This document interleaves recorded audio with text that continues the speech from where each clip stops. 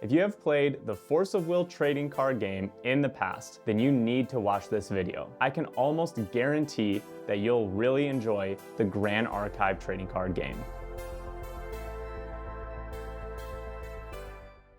Thank you to Weaves of the Shore, aka Grand Archive, for sponsoring this video.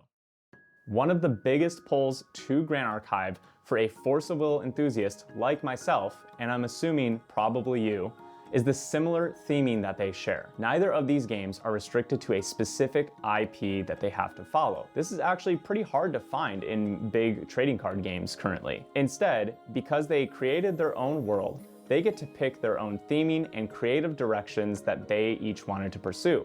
The beginning of Force of Will was where the game really seemed to shine, exploring characters like Cheshire Cat, Snow White, and Alice, along with many others. Well, right now it feels like we are in Grand Archive's peak times as well, exploring many of the same characters that Force of Will got to start their game off with, especially the Alice in Wonderland down the rabbit hole characters that Grand Archive has been exploring in their most recent sets, Distorted Reflections and Phantom Monarchs, some of my personal favorite Grand Archive sets ever. And it's not just Alice in Wonderland.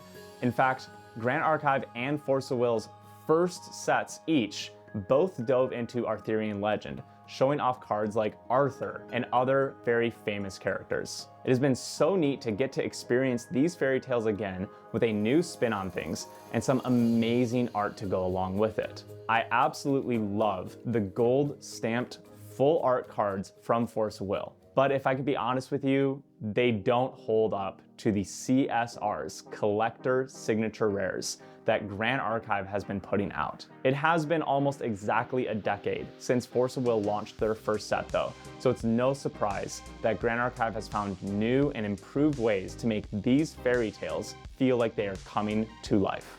Speaking of amazing and valuable cards, one of the things that more competitive old school Force of Will players might remember is the really cool acrylic prize cards that were given out at their major tournaments. Well, let me tell you, Grand Archive did an amazing job on this as well. They have taken the most commonly played cards in the game, the basic fire, water, and wind spirits, and given them a luxury treatment exclusive only to players that finish in the top 8 of these major events.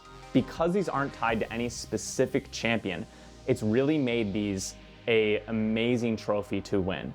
You could use it for pretty much the rest of the time that you played Grand Archive if you wanted to, seeing that it's only going to restrict you to a third of the current pool essentially.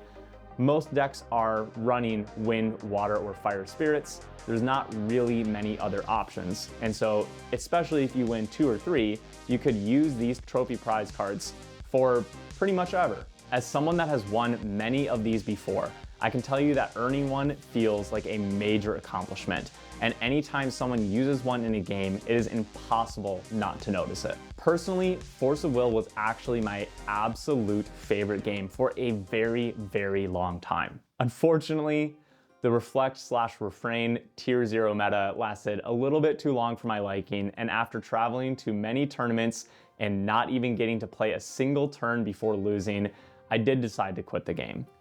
But that's not what this video is about. I just mentioned this because no other TCG has came even close to beating out the Alice Grim cluster of old school Force of Will until Grand Archive came out. I was lucky to get into Grand Archive right as their set 1 released as well, Dawn of Ashes. And man, it just immediately took me back to the good old Force of Will days.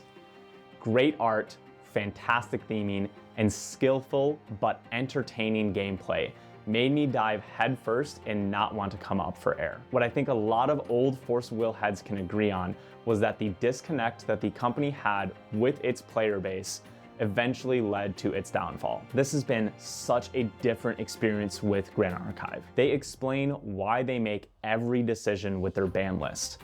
They make sure the quality of product that consumers get in their hands is higher than any other TCG out there.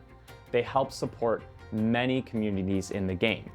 They address tier 0 formats and constantly tweak the user experience with any part of the game that they know us players have an issue with. Simply put, they listen and address issues. It's like I get to play Force of Will again, with the awesome fairy tales, great art, and amazing game design, but with a company that actually cares about their game and their players. And this is why I strongly suggest that you try out Grand Archive if you have enjoyed Force of Will in the past. Thank you for watching. You can find tons of Grand Archive content on our channel. If you want to listen to some of our podcasts discussing a variety of topics, we also have deck profiles and plenty of gameplay, so you can check out anything about Grand Archive TCG in our videos on our channel. We hope to see you at future events. Peace.